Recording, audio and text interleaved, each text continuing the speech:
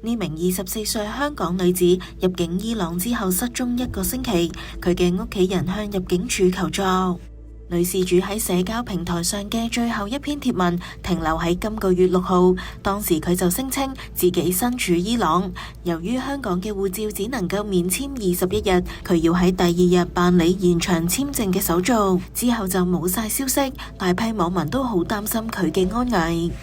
入境處喺星期5話接獲相關求助之後，已經即時透過外交部駐港特派員公署以及中國駐阿巴斯總領事館了解情況，並且按當事人家屬嘅意願提供適切嘅意見同可行嘅協助。